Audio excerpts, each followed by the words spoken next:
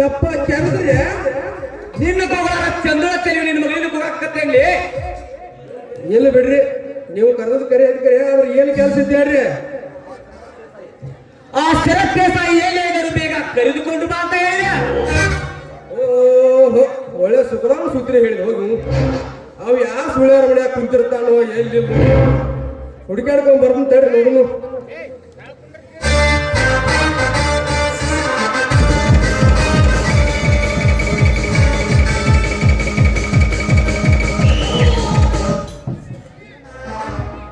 ನಾಡಗೌಡ ನಾಡಗೌಡ ಬನ್ನಿ ದೇಸಾಯಿಯವರೇ ಬನ್ನಿ. ಬಡವನ ಮನೆಗೆ ಭಾಗ್ಯ ಜ್ಯೋತಿಯ ಭಾಸ್ಕರ ಬಂದಂತವಾಯ್ತು.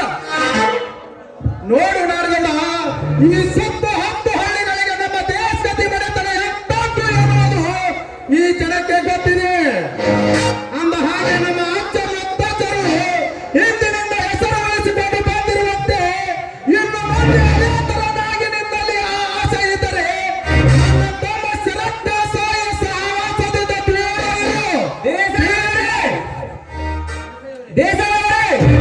ನೀನು ತಿಳಿದುಕೊಂಡಂತೆ ಇನ್ನೂ ಅಂತ ಸಣ್ಣ ತನ್ನ ಬುದ್ಧಿಯ ಮಟ್ಟಕ್ಕೆ ಇಳಿದಿಲ್ಲ.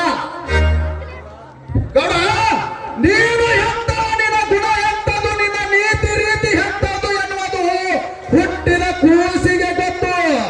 ಅಷ್ಟೇ ಅಲ್ಲ, ನೀನೊಬ್ಬ ಹುಚ್ಚಿಯಲ್ಲಿ ಮೇಣ ಹಿಡಿಯುವ ಪಾಪದ ಪ್ರಾಣಿ ಎನ್ನುವುದು ಗೊತ್ತು. ನೀವು ದೊಡ್ಡವರು, ದೊಡ್ಡ ಗುಣದವರು ಎಂದು ಮರ್ಯಾದೆ ಕೊಟ್ಟರೆ ನನ್ನ ಮನೆಗೆ ಬಂದು ನನಗೆ ಬತ್ತಿ ಇಡುವ ಕೆಲಸ ಮಾಡ್ತಾ ಇದ್ದೀರಿ.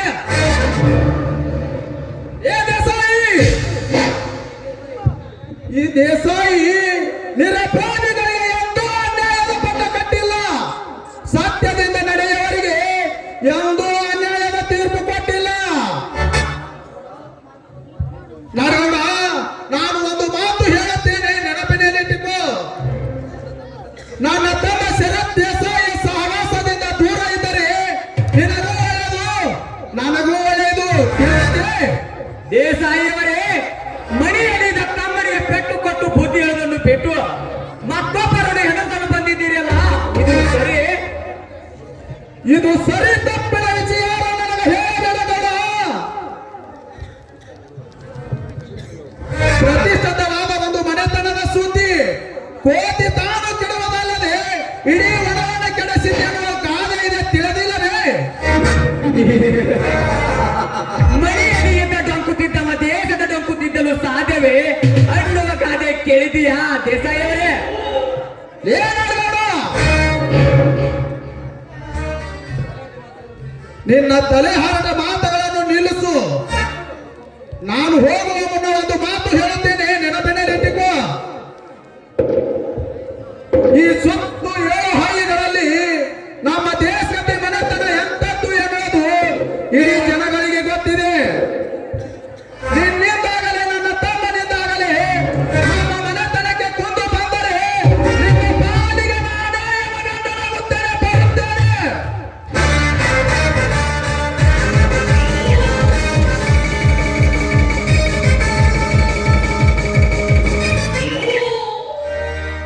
ಗೌಡ್ರ ಏನು ಬಿರುಸು ಜಾಡಿಸುವಾದ್ರಿ ಹೇಳ್ತಾನ. ಅವ್ನು ಮಳಿ ಬಂದು ತುಂಬ ಅಲ್ಲಿಗೆ ನೀರು ಹಾಕಿದಂಗ ಆತ್ ನೋಡು.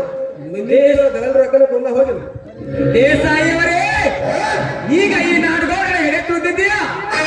ಕ್ರೋಧ ಗೆದ್ದ ಕಡೆ ಸರ್ಪದಿಂದ ಸಮಯ ಸಾಧಿಸಿಕೊಂಡು ನಿನ್ನ ಧರ್ಮದ ಅರಮನೆಯನ್ನು ಒಬ್ಬೊಬ್ಬರನ್ನು ಕಚ್ಚಿ ಸಾಯಿಸಿ ಬಿಡುವನಲ್ಲ ಈ ನಾಡಗೌಡ. ಇಂದಿನಿಂದಲೇ ನಿನ್ನ ಧರ್ಮದ ಅರಮನೆ ಮೇಲೆ ನನ್ನ ಕಾರುಸ್ಥಾನ ನಾಟಕ ಪ್ರಾರಂಭವಾಯಿತು.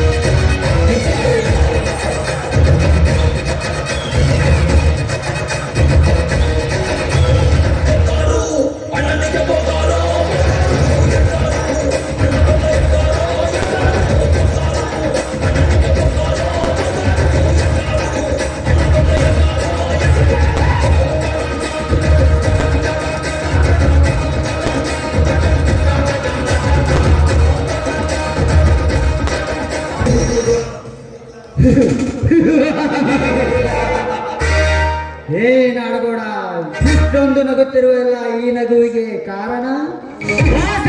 ಬಾ, ಈ ಮಾನವ ಈ ಸಮಾಜದ ಮೇಲೆ ದೊಡ್ಡ ಸ್ಥಾನ ಅಲಂಕರಿಸಬೇಕಾದರೆ ಯಾವುದಾದರೂ ಒಂದು ನಂಬರ್ಗೆ ಮಾಟ ಮಾಡಲೇಬೇಕಲ್ಲವೇ? ಅಂದರೆ ನನಗೆ ತಿಳಿಯಲಿಲ್ಲ.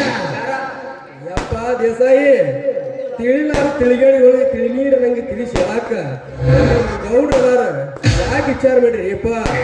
ಶರತ್, ಈ ಸುತ್ತು ಹೊಳೆಗಳಲ್ಲಿ ನಮ್ಮ ವಿರುದ್ಧ ಕಟ್ಟಿ ನಿಲ್ಲುವ ಗಂಡು ಯಾರು ಇಲ್ಲ. ಆದರೆ ನಿಮ್ಮಣ್ಣ ಒಬ್ಬನೇ ನಮ್ಮಿಬ್ಬರ ಪಾಲಿನ ಮುಳ್ಳಿನ ತಂತಿ ಬೆಲೆಯಾಗಿದ್ದಾನೆ. ಅಂತಿಯ ಮೇಲೆ ಗೌಡ, ಆ ತಂದೆಯ ಬೇಲೆಯನ್ನು ಯಾವ ಆಯುಧದಿಂದ ಕತ್ತರಿಸಬೇಕೆನ್ನುವುದು ನನ್ನ ತಲೆಯಲ್ಲಿದೆ. ನಿಮ್ಮಣ್ಣ ಈ 7 ಸುತ್ತಿನ ಮನೆ ಸಾಲಿನ ಕೋಟೆಯ ಬಾಗಿಲಿದ್ದಂತೆ ನಾವು ಮುಟ್ಟಿ ಕೆಡೋದು ಹೋದರೆ ನಿಮ್ಮ ಆಮದ ಸಿಂಧೂರ ಹುಲಿ ಎಬ್ಬುಲಿಯಾಗಿ ಆ ಕೋಟೆ ಒಳಗೆ ದ್ವಾರ ಬಾಲಕನಿಗೆ ನಿಲ್ಲುತ್ತಾನೆ. ಹುಲಿ ಹಬ್ಬದೆ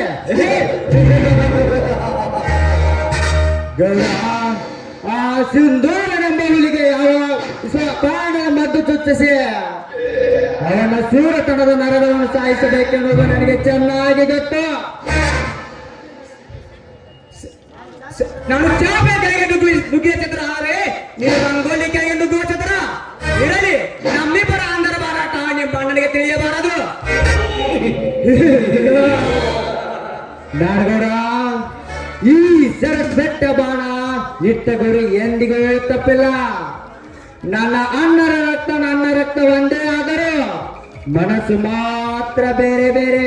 ತಿಳಿಯಿತೆ ಶರತ್, ಇನ್ನು ಮುಂದೆ ನಾ ಇಬ್ಬರು ನಡೆಯುವ ದಾರಿ ಮುಳ್ಳಿನ ಹಾಸಿಗೆ ಇದ್ದಂತೆ.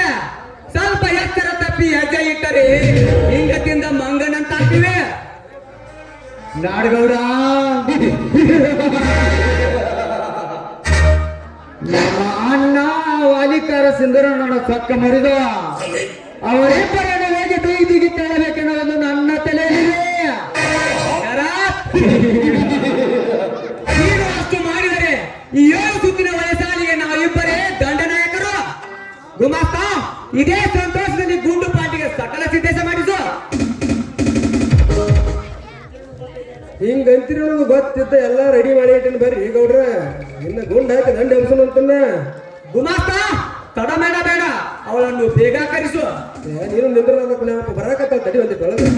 ಹೇಗೌಡ, ಮೊದಲು ಸುರಾದೇವೆ, ನಂತರ ಕನಸಿನ ದೇವೆ.